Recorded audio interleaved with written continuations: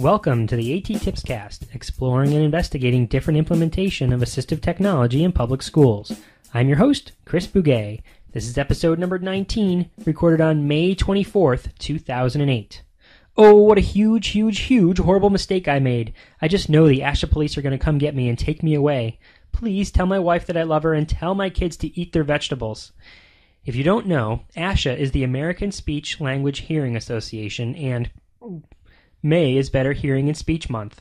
Here I am, a speech-language pathologist, and I failed to mention this on the first show in May. Thank my lucky stars I'm remembering to say it now while we're still in May. Maybe, if I beg and plead, and I do a special episode on a communication strategy, they'll let me go with a warning, or at least lessen my sentence. So, here is my contribution to Better Hearing and Speech Month, A.T.TIP number 31, the Beastie Boys' favorite A.T.TIP, Sabotage.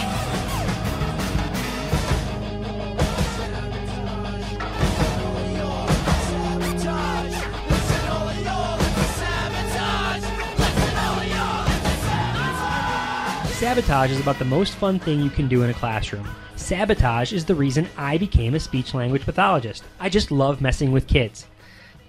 Let's see, what's the best way to explain this? Let's start with some basic language acquisition 101. People need a reason to communicate. Students are people. Therefore, students need a reason to communicate.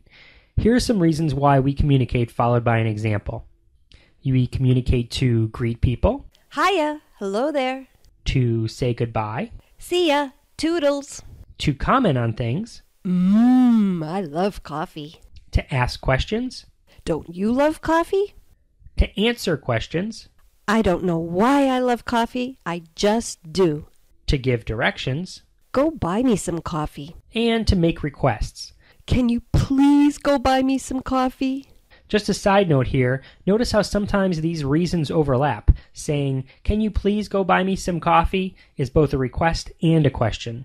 Now, let's bring in a student with communication difficulties and try to elicit a communication interaction from them.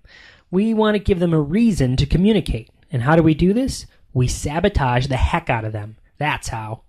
You manipulate their environment so they need to communicate in order to get what they need or want. The easiest way to sabotage a student is to break their routine. Kids thrive on routines. Heck, we all thrive on routines. We all have predetermined scripts and social constructs we use to help us get through our day.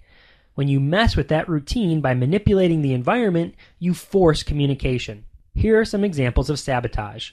One day, stand in front of the door to your classroom. Do not move until the student says, "Move, please."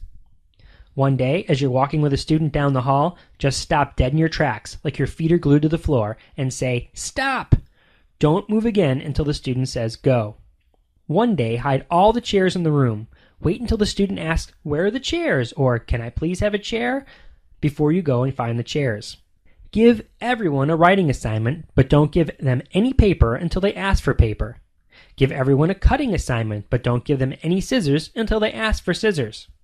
When pouring a drink for a student, just give them a smidge and wait until they say they want more. Then give them another smidge. Wait until they say, "I want a lot," or "Fill it up, please," before you give them a bunch. At snack, give students one goldfish cracker at a time until they ask for more. Now, there are a few things to consider before you just start throwing up obstacles in students' faces. Number one, before you sabotage a student, you absolutely need to make sure that the student has some way of expressing themselves. Verbally, eye gaze, exchanging pictures, a voice output device, whatever, you need to make sure that they can express themselves. If a student doesn't have a way to express themselves and you try to sabotage them, well, then it's just being cruel. Number two, sometimes it's good to provide a model. Whether that's another student or another adult, having someone the student can witness saying what is expected can help a student catch the clue that you're waiting for them before you move on. Number three, requesting is the most easy communication intent to elicit because it's naturally built in cause and effect. That's not to say that there aren't ways you could elicit other communication intents, but if you're looking for a place to start with requesting. Number four, communication happens all day long. Therefore, sabotage should happen all day long. It shouldn't just be in the speech therapy room or in the classroom. It should be everywhere. Okay, I hope that gets me off the hook with the ASHA police. But just to make sure, I'll post up some other resources on the strategy of sabotage at the Compendium blog site, which is A.T.TIPSCAST.wordpress.com.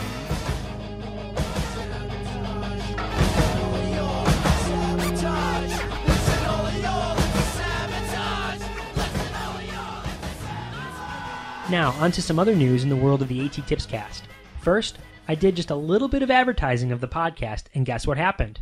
More people started listening. Hooray! That's totally awesome. And not only that, but a few people signed up as fans of the show. You see, on the Cyber Years website, the site that hosts the feed for the show, there's a thumbs up icon with the text, "Register as a fan of the show," right underneath the A.T.TIPSCAST logo. When you do this, it takes you to a screen where you give a name and email address, which I don't see, by the way, and you check a box that says, "Please send me email updates from the show host on upcoming episodes." When you do that, then whenever new content gets posted, you get an email that tells you that the new content was posted, so you can jump onto the Cyber Years website and check it out for yourself.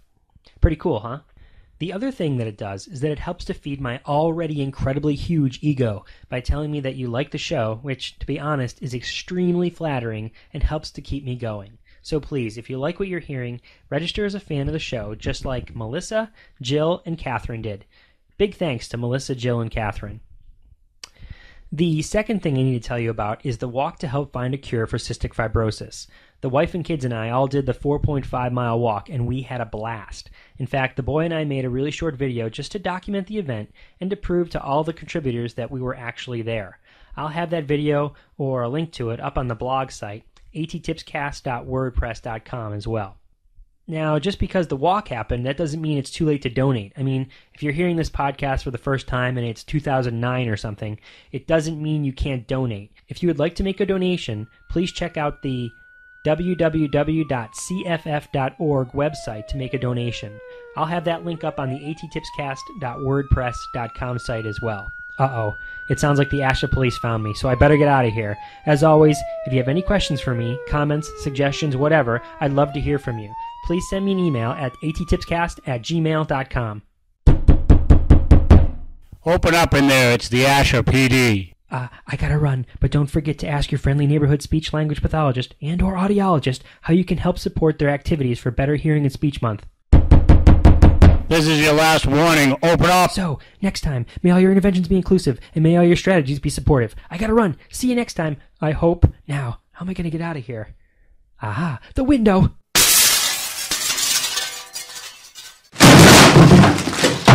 Ah, we lost him.